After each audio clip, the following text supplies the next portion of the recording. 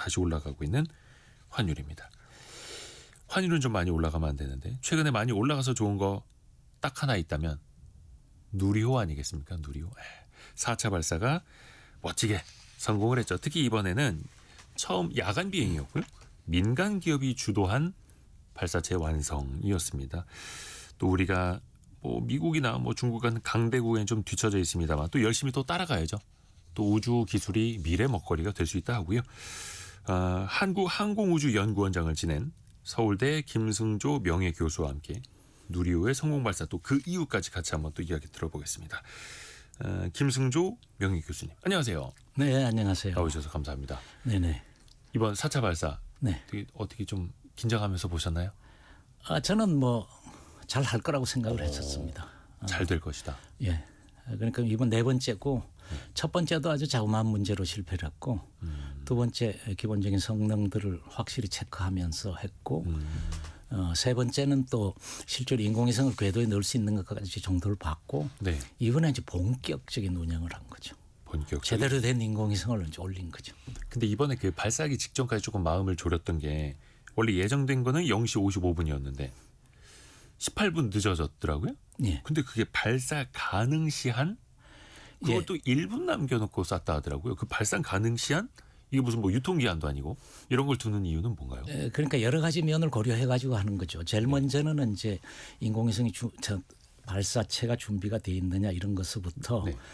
그다음에는 상공 대기권의 그 여러 가지 상황 그 뭐 전기를 띈 입자들이 많다든지 이런 네. 것들도 미리 좀 조사를 하는데 또 문제는 우리가 발사를 하게 되면 거기에 비행기가 가는 길이라든지 또 일단 2단인데 떨어지면 배도 소개를 해야 될 때도 있잖아요. 아하, 바다. 그래서 그런 것들도 해가지고 무한정 시간으로 막 쏘게 할 수 없으니까 국제적으로 여러 가지 해서 우리 요 시간 안에 쏜다 이렇게 이제 얘기를 하죠. 무한적으로 시간을 뭐 하늘, 바다 다 잡아놓을 수가 없으니까요. 그럼요. 그래서 그랬구나. 그러니까 뭔가 발사체에 문제가 있거나 이런 거는 아니고요. 뭐 발사체가 문제가 있어가지고 이제 뭐 제가 할 때도 있긴 한데요. 예를 들면 지금 뭐 자주 쏘는 스페이스X 같은 경우도 어떨 때는 그래가지고 다음 날로 가기도 하고 그럽니다. 그렇군요.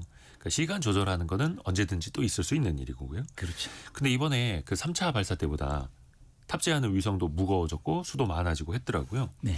이번에 성패를 가를 수 있었던 가장 까다로웠던 포인트는 뭐였을까요? 몇 가지가 있죠. 네. 그 우리 일반 국민들께서는 일단 로켓과 위성을 잘 구분을 못 하십니다. 즉 로켓의 입장에는 인공위성은 손님이에요. 그래서 버스로 치면 그 안엔 승객이죠. 네네. 또 인공위성으로 보면 그게 실제로 일을 하게 관측을 한다. 여러 가지 장비가 올라가지 않습니까? 네. 이번에 중형위성처럼. 그게가 또 손님이에요. 그래서 이제 로켓이 어떻게 보면 버스 자체고 인공위성은 승객이죠. 그래서 그걸 탑재체라고 합니다. 네. 또 인공위성 입장에서는 자기가 버스예요.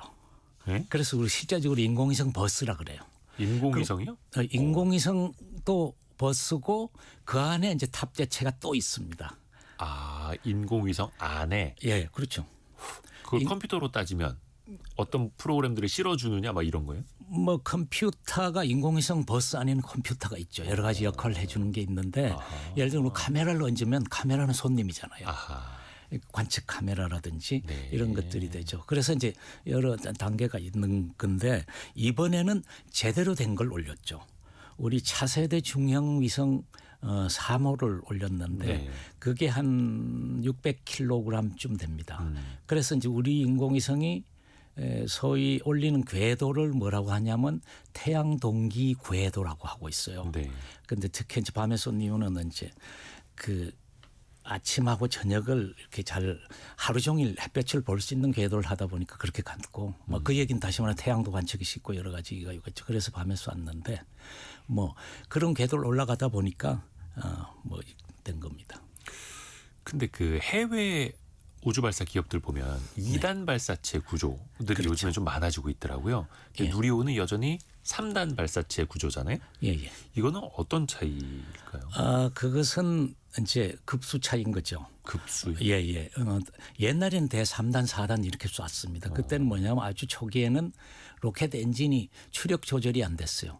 우리 자동차로 말씀을 드리면 가속기 엑셀러레이터 같은 네네네, 거죠. 네. 이렇게 쫙 밟으면 힘이 쫙 났다가 속도를 줄이고 예, 가속도를 예. 줄이고 높이고 하지 않습니까? 네. 그런데 우리 엔진은 처음 만들어 본 것이라서 힘을 조절할 수 없어요. 힘을 조절할 수 없으면 어떻게 되냐 하면 두 가지 문제가 있어요. 일단 로켓이 올라가면 대기압이 낮아지면서 로켓 추력이 늘어나요. 그다음에 두 번째는 로켓이 올라가면서 연료를 많이 계속 소모를 하니까 가벼워지니까 로켓 통이 점점 비어가지고 가벼워져요. 더 빨라지는 그러면 거예요? 어떻게 되겠습니까? 뉴턴의 법칙에 의해서 가속도가 점점 빨라지잖아요. 그럼 일단은 조초 가속도가 높아가면 예, 예. 그런데 가속도가 너무 높으면 예를 들면 4.5나 5G 정도가 되면 그 로켓의 손님인 인공위성에 있는 장비들이 괴로워하겠네요. 손상이 될 수가 있습니다. 그래서 빨리 잘라야 되는 거죠. 그래서 탁 자르고 또 가속도가 위험해지면 탁 자르니까 두 번 잘라 그렇게 되는 겁니다. 오, 그러니까 추력이 센 놈은 지상에서부터 이륙할 때 그냥 빡 쓰고 예. 그러니까 더 올라갈수록 조금 더 약한 추진체, 2단 추진체로 올라가고 이런 식으로 구분을 두는 거네요. 예, 그렇죠. 그러니까 우리 같으면 1단은 엔진이 4개였고요. 2단은 엔진이 같은 엔진이 하나고 3단은 조금 더 추력이 약한 작게. 엔진이고 이렇게 이제 단계별로 갑니다. 그래서 이제 아까 제가 말씀을 드리는 기회를 놓쳤는데 그 위험한 요소는 이번 발사에도 위험한 건 분리가 항상 위험합니다. 요즘은 뭐 대부분 안정되게 하지만 우리가 나로호 2호도 분리 뭐 이런 것들 하면서 뭐 예. 좀 어렸을 나로는 때. 예. 두 번 실패를 했잖아요. 그때도 분리가 문제죠. 페어링도 분리가 있고. 그리고 우리 같은 경우는 1단 분리, 2단 분리, 페어링 분리 이렇게 세 개가 이제 위험 요소고 그다음에는 궤도에 올라가 가지고 네. 이제 적절한 위치의 위성을 던져줘야 되지 않습니까? 네. 그리고 중형 차세대 중형 위성을 던져줘야 되고 한 600kg쯤 되고요. 그다음에 나머지 이제 소형 위성들을 한꺼번에 던져주는데 그것이 과연 될지 안 될지 이렇게 탁탁 하나씩 튀겨내줘야 되잖아요. 뭐 사출한다 하더라고요. 사출한다 그러죠. 예. 그래서 그것들이 이제 되느냐 안 되냐 보는 것도 이번에 굉장히 큰 요소였죠. 우리 인공위성은 그 태양 동기 궤도 우리가 이번에 올린 600km 정도의 태양 동기 궤도에는 한 1.5톤 정도를 올릴 수 있었습니다. 그런데 차세대 중형 위성이 한 600kg쯤 됐으니까 나머지 공간이 많이 비어 있잖아요. 좀 더 여력이 있었던 예, 거네요. 그걸 라이드 쉐어라 그럽니다. 이제 동승하는 거죠. 그 동승으로 우리가 12개 아주 자그마한 큐브 위성들을 올려. 그런데 거기 다 이제 기술적으로 처음 해보면 다 처음 해보면 어렵죠. 신기합니다. 그러면은 그 1단, 2단, 3단 추진체 분리할 때나 페어링 분리할 때나 예.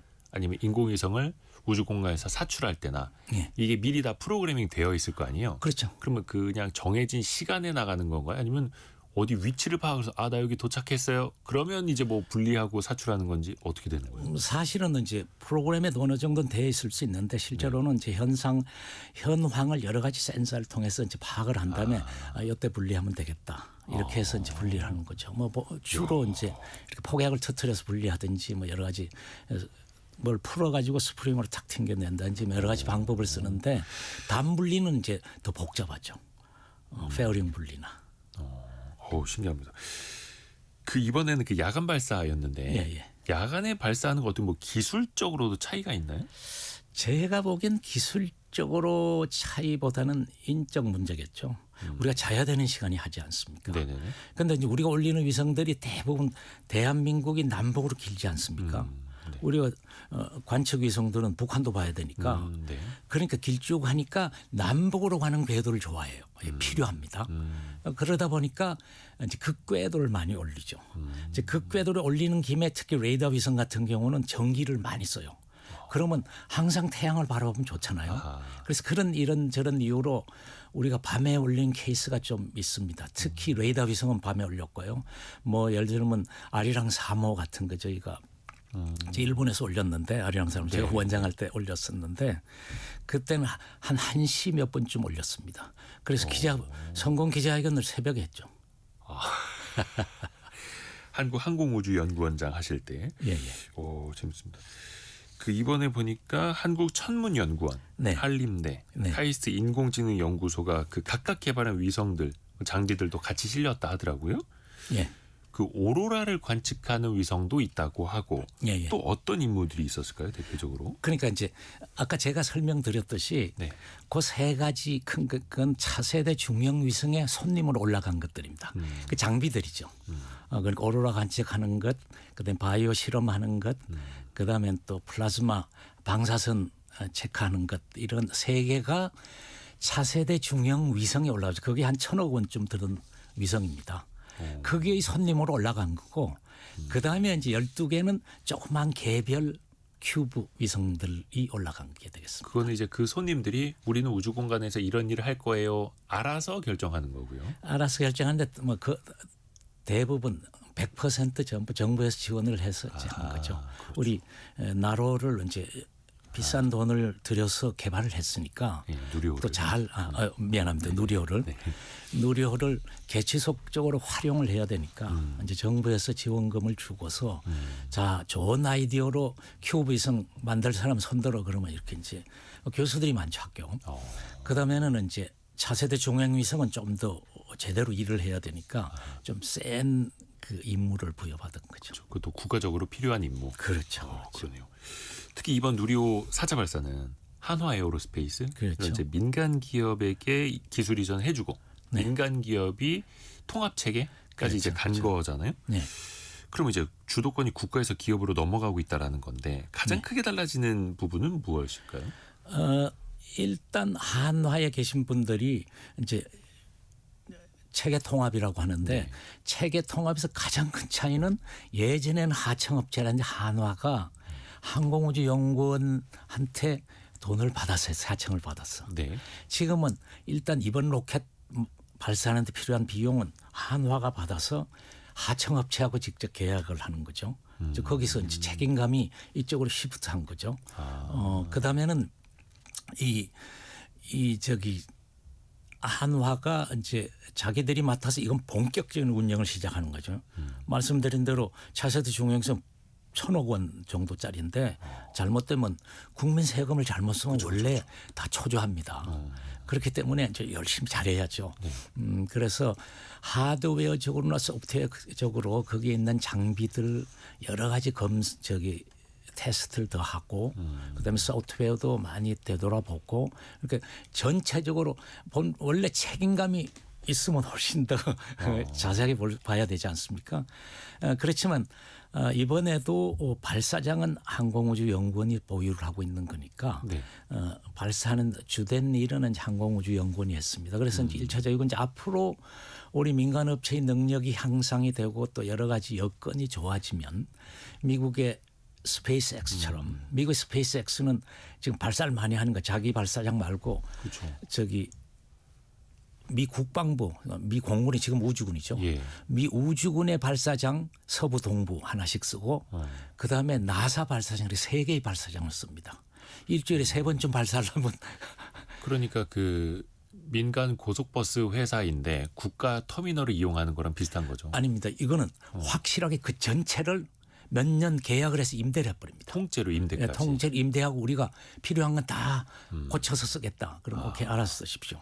왜냐하면 나사나 국가부지. 미 공군이 옛날 소련하고 경쟁하던 시절과 달리 발사장에다 놀고 있어요. 그래서 이제 빌려줬죠. 그런 게 많으니까. 근데 굉장히 잘 쓰고 있죠 지금.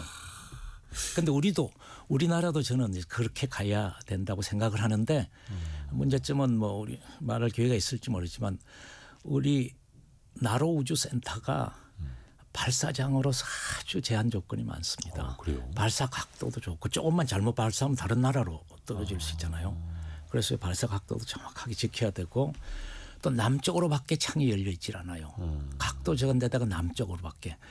실제적으로 인공위성을 발사할 때 에너지상으로 도움이 되는 거는 동쪽으로 발사해야 돼요. 왜 그렇겠습니까? 자전 감안을 했을 때. 자정 에너지를 맥시멈 받으려면 동쪽으로 해야 돼요. 일본은 동쪽이 뚫려 있어서 동쪽으로 발사도 할 수 있습니다. 그런데 다행히 지금은 우리는 대부분의 위성들이 남북 이거 관측할 목적 이런 것 때문에 극궤도를 씁니다.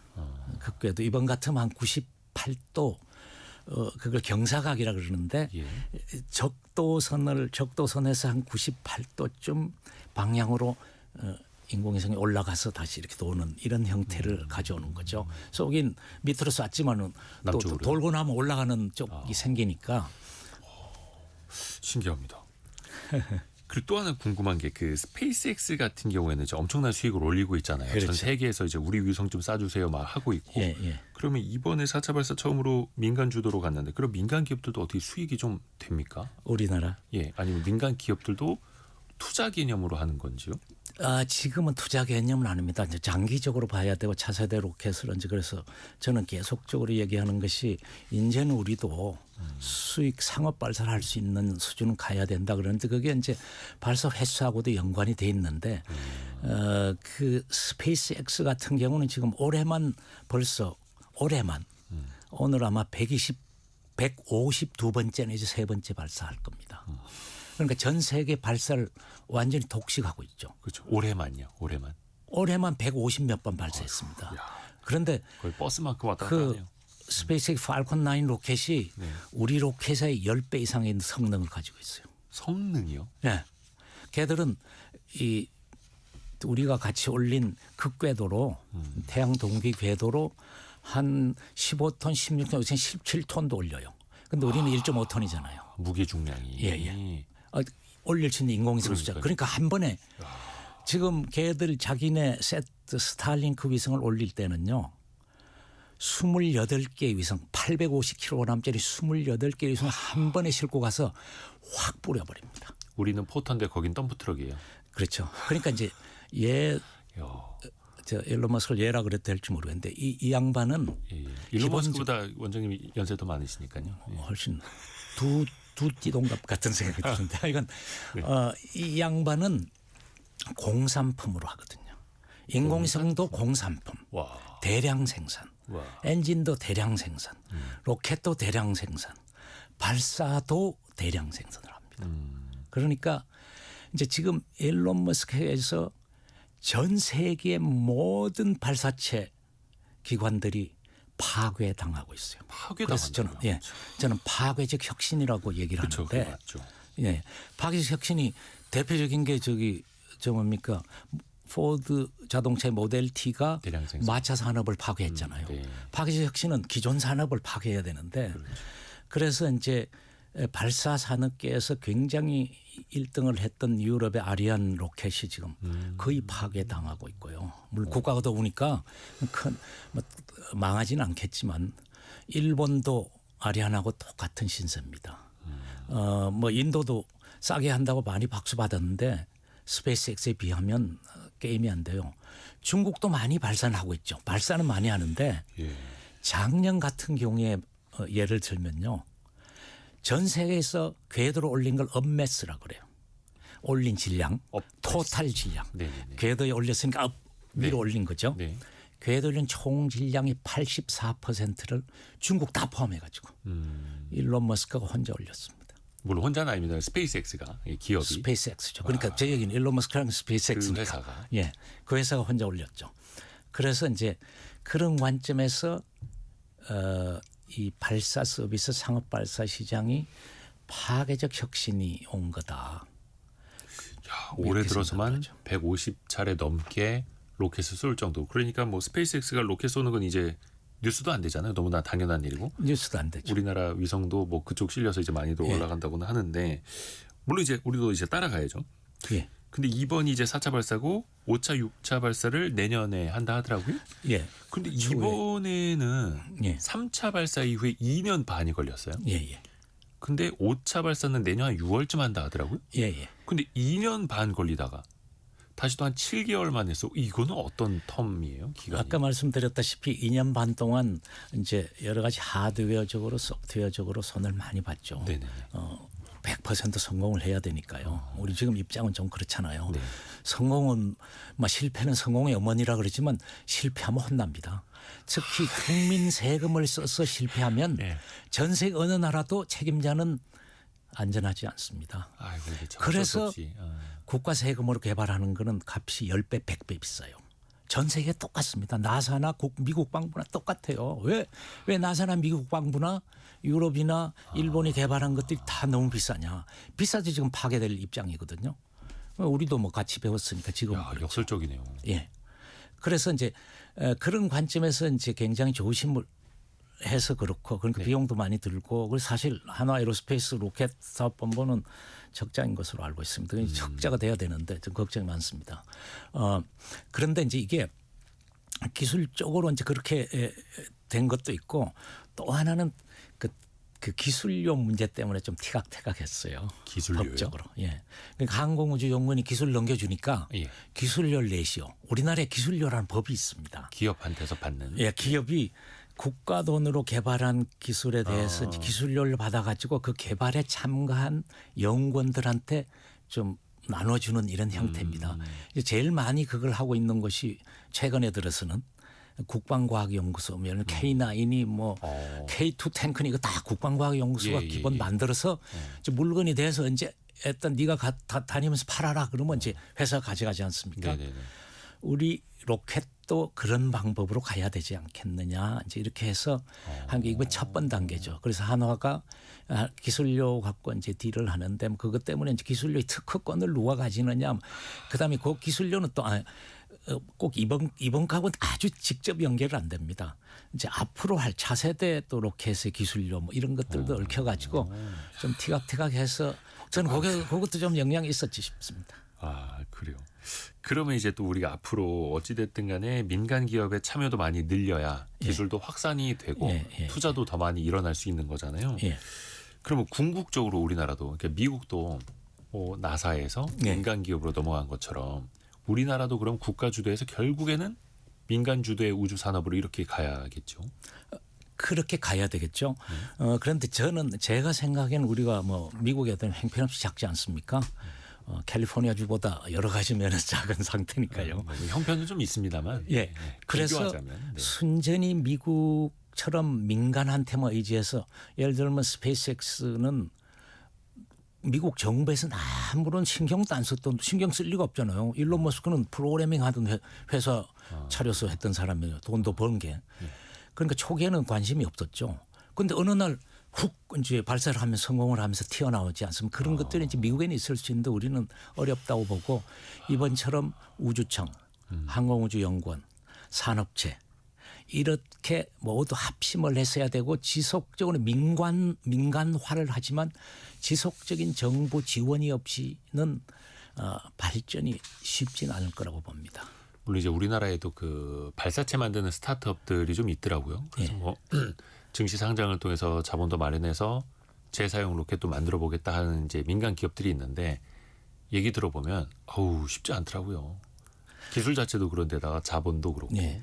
그러니까 이제 정부가 도와줘도 하물며 그 엄청난 기술이 미국, 유럽과 일본, 나사도 스페이스X한테 막 밀리는 판에 지금 우리 기업이 우리나라에 있는 기업이 그러네요. 그다음에 자기 돈으로 해가지고는 게임이 안 되는 거죠. 그러니까 정부의 이제 도움이 많이 필요하겠죠.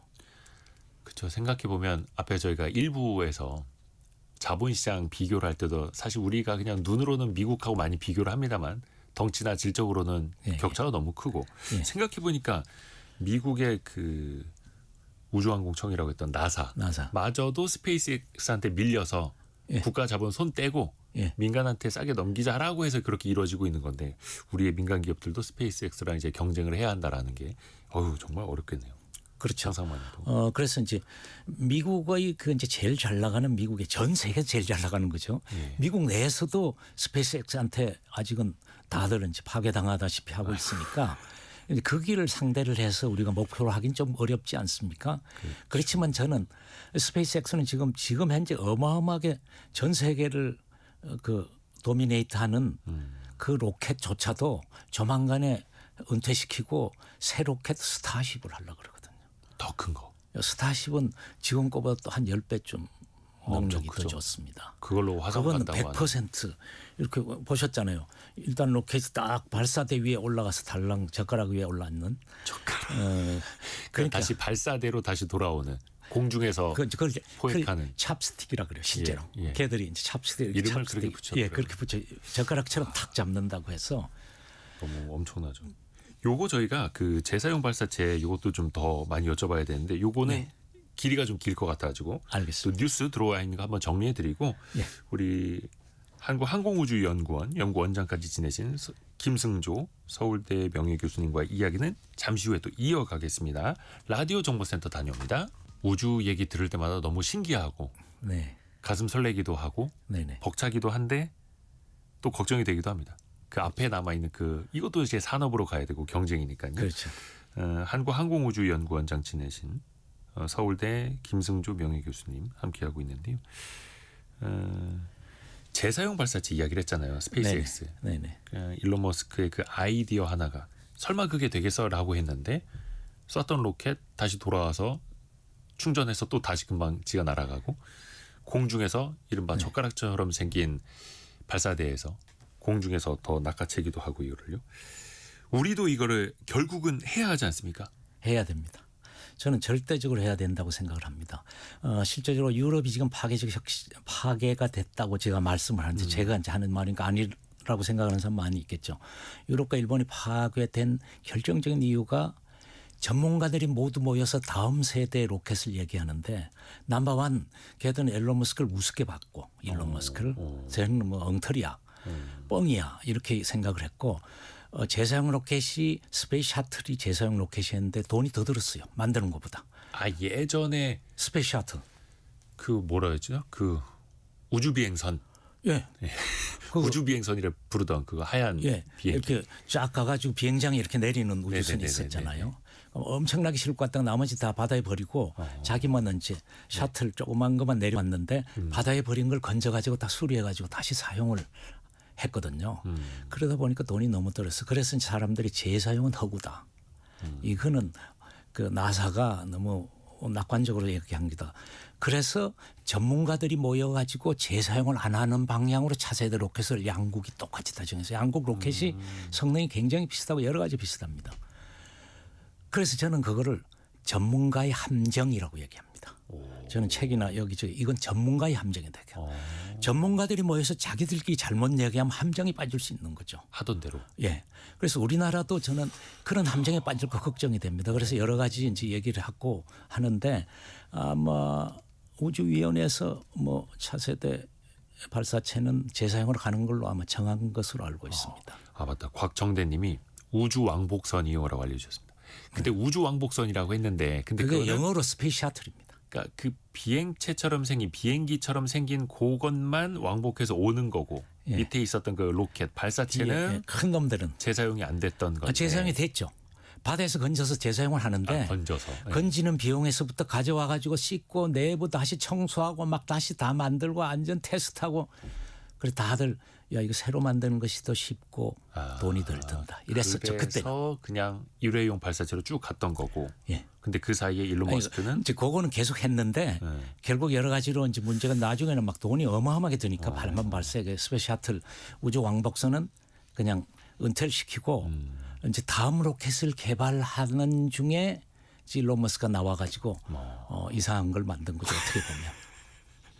근데 그 이상한 게 통했다라는 거. 통했죠. 그걸 실현한 것만 해도 대단한 거죠.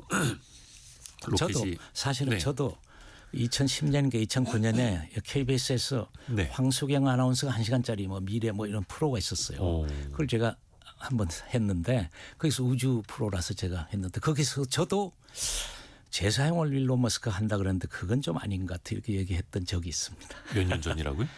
2010년인가 2009년. 아유, 그럼 15년, 황수경 16년 아나운서. 전이니까. 그때는 만화 속 공상과학. 그래도 제가 이제 그때 스페이스X를 그때 이미 이제 자료를 다 받아가지고 그때부터 일론 머스크는 재사용한다고 했습니다. 그런데 재사용 성공한 게 2014년, 15년 뭐 오래 이런 걸린 거. 거죠, 거기도. 뭐 하루 아침에 된 건 아니고요. 일론 머스크는 실패를 통해서 하는 거니까. 그 외에 요즘 유행하는 말로 이제 짤이라고도 하는데 네. 일론 머스크가 그 부서진 로켓 그 잔해를 보면서 쪼그려 앉아갖고 망연자실하게 보던 그 사진 지금도 되게 유명하게 남아 있더라고. 그렇죠. 그 실패를 통해서 그렇죠. 원인을 찾아가고 또 성공을 만들어 간 거고요. 우리도 좀 그렇게 가야 하는데, 아유 이게 오래 걸리겠죠 우리나라도 당연히. 우리나라 로켓은 제가 보기에는 일단 우리가 한 지금 차세대 로켓이 앞으로 한 뭐 대략 10년 정도 걸릴 거라고 생각을 합니다. 완전히 개발 끝나는데. 차세대 로켓의 10년이요? 예. 그 차세대란 누리호 다음 거요. 그게 이제 재사용이 가능한 거예요? 아니면 그러니까 원래는 재사용 가능한 것 아닌 상태로 통과를 했는데 위원회를 네네. 그래서 새로 우주청이 생기면서 전 세계가 전부 재사용 로켓을 하고 있습니다. 그렇죠. 이제. 미국이 지금 새로 만들고 있는 로켓랩의 중형 로켓도 재사용을 하고 중국은 한 5개 회사가 재사용 로켓을 개발하고 있어요. 그 전 세계가 다 유럽도 이제는 안 되겠다. 재사용이 아니고는 방법이 없다. 스페이스X하고 붙어야 되니까. 그다음에 세계 2번째, 3번째 부자인 제프 베조스도 블루 오리진 회사에서 뉴 글래니안 로켓이 이번에 성공했죠. 재사용해가지고 바지선에 내렸잖아요. 네네네. 그래서 이제는 무조건 새로 로켓을 개발하면 재사용이 아니면 안 하는 게 나아요. 아무런 경쟁력이 없으니까. 그래서 우리는 이미 우리 자체의 로켓 기술은 이제 보유했잖아요. 네. 그럼 그걸 토대로 해서 한화가 지금 하면서 기술적으로 또 지난 뭐 2년간 또 많은 개선이 있었습니다. 그렇기 때문에 그걸 토대로 해서 재사용으로 가면 못할 이유가 없는데 대한민국이 저기 우주 기술의 주변 산업이 세계 다 탑 넘버원 클래스 아닙니까? 탑 클래스입니다. 그런데 왜 우주 기술은 그렇게 안 되겠어요? 저는 자신감을 가지고 하면 된다고 생각합니다. 근데 이제 제가 좀 성격이 급해서 여쭤보는 건데요. 예. 차세대를 그럼 만들 때 네. 재사용 로켓을 개발을 한켠에서 하고 있을 거고 그 사이에 누리호 5차, 6차 뭐 진짜 그 이후도 계속 돼야 된다면서요. 또 검증을 하면서 5차, 6차가 될지는 모르겠어요. 왜냐하면 그게 이제 점점 앞으로 새 로켓이 나올 것 같으면 그게 뭐 거기에 필요한 부품 이런 거 만드는 회사들이 쉽지는 않잖아요. 네. 그다음에 1년에 한 번씩 쏘면 이게 예술품이에요. 아까 말씀드렸죠. 일론 머스크는 공산품을 하잖아요. 지금 대부분의 이제 상업 발사 시장에 들어가는 애들은 다 공산품화를 하지 않으면 경쟁 자체가 안 됩니다. 그럼 1년에 한 번 하면 그 부품 1년에 한 번 만들면 그 직원들 유지는 어떻게 합니까? 지금 산업체들 무지하게 어렵습니다.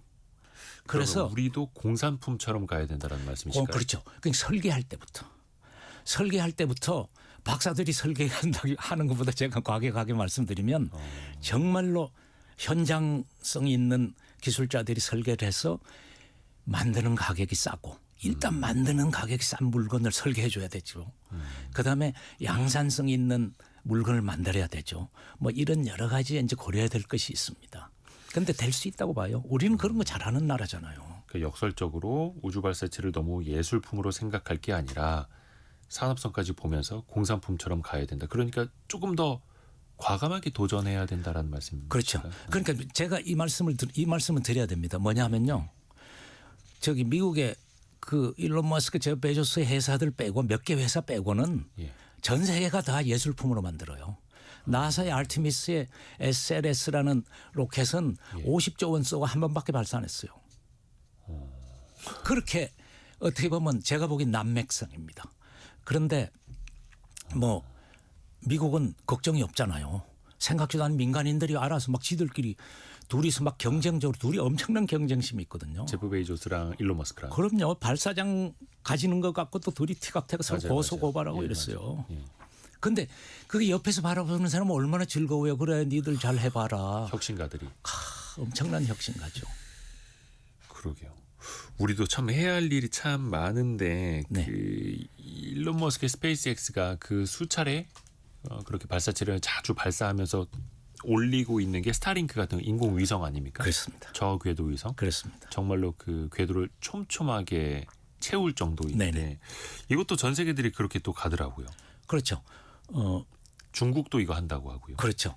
지금 이제 일론 머스크를 따라서 절대로 양보를 안 하죠. 제프 베조스가 하죠. 베조스는 아마존 웹 서비스라고 엄청난 데이터 센터 시설을 갖고 있잖아요. 네네. 그 클라우드 서비스를 하면서. 그러니까 이 사람은 그냥 그걸 인공위성만 올리면 이제 일론 머스크보다 훨씬 더 인프라는 잘 갖춰져 있는 사람이잖아요. 인터넷 팡팡 내려줄 수 있는 뭐 중계 그 안테나들도 다 있고 전 세계적으로. 그러니까 그 두 이제 회사가 막강한 적을 가지고 있고 일론 머스크는 이미 10,000개 이상의 인공위성을 올렸습니다. 올해만 3,000몇 개 올렸습니다. 올해 일론 머스크가 발사한 로켓 3분의 2 이상이 자기 인공위성 올렸어요. 전 세계에서 올린 거의 3분의 2가 스페이스X 통해서. 아니요. 전 세계는 올해는 90% 이상. 90%요? 예. 그 일론 머스크가 올린 물량의 3분의 2를 스타링크 위성이다 이거죠. 자체 위성. 예. 손님 위성이 아니라. 예. 그러니까 중국은 일론 머스크 하는 거 그대로 따라합니다. 하다못해 스타쉽까지 따라하거든요. 예. 그대로 설계도 똑같이 해가지고 문제가 없어. 거긴 카피라이트 뭐 이런 거 없으니까. 그래서 이제 지금 스타링크도 하면서 뭐 일론 머스크가 12,000개 올리면 우리 15,000개 이렇게 해놨죠. 근데 그게 쉬운 문제는 아닙니다. 그럼요. 예. 왜냐하면 저 궤도로 올리면 5,500km 정도에 올라가면 수명이 길어야 5년, 6년입니다. 그러면 15,000개가 5년 하면 한 해 3,000개씩 올려야 돼요. 중국이 로켓을 많이 발사를 하고 있지만 아직까지는 장정 이후 아주 작은 로켓이에요. 뭐 좀 큰 것들 요새는 하고 있지만 이때까지 몇백 개 위성도 올려본 적이 별로 없어요. 근데 한 해에 3,000개? 뭐 모르겠어요. 또 금방 속도를 높이겠죠. 그 중국에서도 재사용 로켓 우주 어떤 공간까지 갔다가 다시 혼자 내려와서 그렇습니다. 기립하는 세워서 이제 예. 땅에 멈추는 것까지도 이제 하고 있더라고요. 우리도 그걸 따라가야 되는데. 그래서 중국 재사용 로켓이요. 예. 그 이제 재사용이 가장 쉬운 것이 액체 메탄가스를 쓰는 건데 지금 현재 누리호나 옛날 저기 팔콘 9 로켓은 케로신이라는 석유를 쓰는데 석유는 그 얼음이 나잖아요. 재사용이 좀 어렵습니다. 기술적으로 잘해야 되는데 제 베조스는 메탄을 쓰고요. 이미 성공을 했고 중국도 메탄을 써서 성공한 회사가 있습니다. 발사에. 재사용까지는 아직 안 갔죠. 또 이것도 하나 여쭤보고 싶은데 최근에 그 AI 때문에 데이터 센터가 모자라서 난리라고 하지 않습니까? 그렇죠. 근데 일각에서는 이 데이터 센터를 우주에다가 짓겠다라고 하는 사람들이 나타나요. 예예. 근데 상식적으로 이 데이터 센터가 부동산으로 봐도 웬만한 공장 예. 거의 뭐 집채 뭐 아파트보다 더 큰 데이터 그렇죠. 센터인데 예. 그걸 어떻게 우주에다 짓는다는 걸까요? 그러니까 지금 지상에 있는 데이터 센터들 대부분 뭐 이제 하이퍼스케일 사이즈 이제 큰 것들은 100메가와트 전력 정도 쓰는 것들을 이제 하이퍼스케일이라는데 그런 건 다 1조 원쯤 듭니다. 여러 가지 다 합쳐서 지금 뭐 더 드는 것도 하고 있죠. 그런데 이제 우주에 올라가면 사실은 우주에 올리겠다는 일각 중에 저도 이제 하나입니다. 저도 그건 해야 된다고 생각을 해서 회사도 차리고 했는데 우주 데이터 센터는 그렇게 클 필요는 없다고 저는 생각을 해요. 왜냐하면 지상에는 공기를 통해서 대류를 통하고 여러 가지 냉각 시스템이 이제 지상에 맞는 냉각 시스템인데 우주는 공기가 없으니까 그런 것들 할 필요가 없어요. 사실상 데이터 센터 상당 공간이 냉각 시스템 때문에 차지되는 거니까요. 그것도 있고 컴퓨터 자체도 크잖아요. 서버 이따만 하잖아요. 그렇죠. 그런데 요거는 이제 밀착을 한 다음에 잘해야 되는 그 열을 빼내는 시스템을 잘해야죠. 그다음에 이제 우주는 그 방사선 효과 때문에 이제 컴퓨터가 망가질 수도 있으니까 뭐 그런 어려움도 챌린징도 많은데 저는 해결될 거라고 보고 있고 거기 가면 이제 전력은 공짜잖아요. 태양광. 예. 태양광 발전을 하면 되고 물론 안테나 태양광 패널이 커야 되지만 그다음에 냉각은 심우주로 그냥 시키면 됩니다. 그래서 방열판을 물론 방열판도 많이 필요하지만 우주는 추우니까요. 예. 그래서 어떻게 보면은 데이터 센터를 두기에 우주 공간이 더 적합할 수도 있다라는 거고. 더 적합할 수도 있죠. 우리가 생각하는 그 큰 규모의 뭐 서버를 그렇게 지을 필요도 없고 오히려 더 그렇습니다. 작게 올릴 수도 있다라는 거예요. 그런데 이제 어떤 분은 그러면 정비를 어떻게 하느냐 그러는데 정비. 다행인지 불행인지 모르지만 컴퓨터 발전 속도가 빨라가지고 3년, 4년, 5년 되면 계속 유지 못합니다. 새 거 넣어야 되니까. 또 교체해야 되듯이. 교체하니까 우리도 뭐 그렇게 교체를 하면 되고요. 뭐 여러 가지 관점에서 좋습니다. 근데 이제 가장 큰 문제는 발사비가 써야 됩니다. 그렇죠. 지금 일론 머스크의 로켓 발사비로도 좀 어려워요. 그 뭐냐면 일론 머스크 지금 개발하고 있는 스페이스X가 개발하고 있는 스타쉽이면 되는 거죠. 대량으로 더 많이. 스타쉽은 크게 하는데 완전 100% 재사용이니까 값이 무지하게 쌀 거라고 얘기를 합니다. 일론 머스크는 그렇게 얘기해놓고 실제로는 또 돈을 더 받는 수도 있어가지고 뭐 걱정은 되는데 나중에 독점이 될 수도 있고. 야 거의 뭐 우리는 포터 수준인데 아까 미국은 덤프 트럭 수준이라 말씀드렸는데 이제는 거의 기차로 옮기는 것 같은 그렇습니다. 그런 차이가 날 수도 있겠네요. 요거 하나만 간단히 마지막에 또 여쭤봐야겠네. 아주 먼 미래의 걱정이겠습니다만 최근에도 보면 스타링크 너무 많이 쏴서 네네. 별자리가 안 보일 정도라고 하는 분들도 있더라고요. 예, 지금 예. 우리 청취자분들도 우주 쓰레기 이런 거 걱정들 하시거든요. 특히 이제 데이터 센터 우주 시대가 되면 또 지금 사실은 제가 조심스럽습니다. 우주 쓰레기는 그 미국이나 스페이스X보다는 중국 쪽이 더 걱정스럽습니다. 왜냐하면 중국은 로켓도 아직은 재사용하는 게 없으니까 로켓에서 다 부스러기가 떨어져 나가가지고 생기고 미국은 스타링크 위성은 자체적으로 수명이 다했을 때 끌어내려가지고 우주 공간에서 태울 수 있는 기능을 다 갖추고 그렇지 않으면 미국 정부에서 허가를 안 해줍니다. 그래서 이제 우주 쓰레기에 대비하는 건 많이 하고 있죠. 그런데 이제 문제는 자기 게 10,000개가 넘으니까 그 못 쓰는 쓰레기가 아니라 진짜 위성이 10,000개가 넘지 않습니까? 자기들끼리도 부딪힐 수 있고 다른 위성하고도 부딪힐 수 있죠. 그다음에 이제 저기 천문학자들을 이제 관측을 방해하는 건 사실은 뭐 이게 위성이 막아서 하는 게 아니라 이제 개들이 돌아다니니까. 발살 금방하면 이렇게 줄지어서 궤도를 찾아 올라갈 때 줄지어서 갑니다. 그 트레인이라 그러는데 그 뭐 생전 처음 보는 거 사람들이. 이거 벌써 시간이 다 갔습니다. 예. 역시 우주 얘기는 너무나 재미있고 또 우리가 가야 할 미래이고 서울대 김승조 명예교수 통해서 이야기 들어봤습니다. 감사합니다. 네, 감사합니다. 자, 내일은 성공예감 주말판 별책 부록이 방송되는 날입니다.